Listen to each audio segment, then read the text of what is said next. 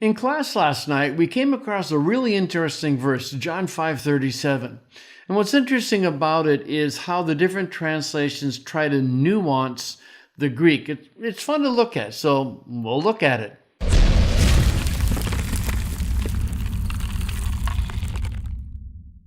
Let's just work through it here.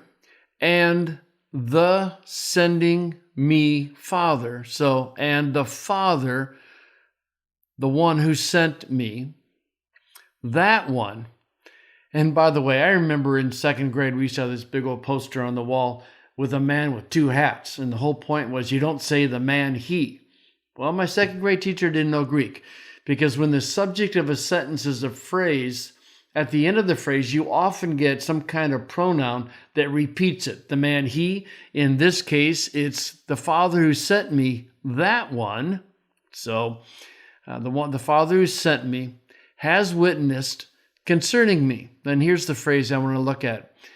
Neither voice of him, neither his voice ever have you heard, nor form of him, his form, have you seen. And part of the challenge of this is that neither nor is generally not considered great English style anymore. And so what are you going to do with that? But it's also helpful to do the phrasing on this verse. We'll see what the issue is.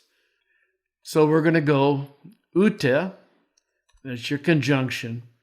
His voice never have you heard, nor his form have you seen. So I like to indent these utes at a consistent way so we can see the flow of thought. And then I'm going to put tabs over here because I want to make sure the parallelism is really clear. Because what you have is not only a neither nor, but you have parallel verses. You've heard, you've seen. And then the one other thing I wanted to do was to stick this where it's really obvious. Because what's going on in the Greek is that when you have a parallel construction, you will often omit the repetition of a word because you don't really need it. It's assumed. So what we have are these conjunctions, and I'll go ahead and color code them just because it's kind of fun. So neither nor, and then what you have are these parallel verses, and I'm going to highlight them just to kind of, well, because I can. And so here's what you have. Neither his voice ever have you heard, nor his form understood ever have you seen. And again, he could have repeated pulpita here, but he doesn't really need to because the force of the neither nor and the way Greek constructs parallel sentences or parallel phrases, this can be understood as also functioning down here. So the whole point is that they have never ever heard his voice. They have never ever seen his form. Okay? And what's interesting now is to see how different translations handle this. The NASB is pretty much word for word as you would expect. You have neither heard his voice at any time. Okay, so there's their translation of pulpita, nor seen his form. And they're perfectly comfortable saying neither nor. In the Mounce translation, we did it a little differently. We let punctuation carry the force. His voice you have never heard, comma, his form you have never seen. This works best when you read it out loud, doesn't it? His voice you have never heard, his form you have never seen, and is perfectly legitimate, as I said, to repeat the never because you get it in the ute, but we didn't want to say neither nor, so we have the never, never with the comma punctuation. It carries the same meaning. It's pretty strong rhetorically. The CSB says, you have not heard his voice at any time, and you haven't seen his form. So there's no neither nor here, but they let the flow of the verse carry its meaning.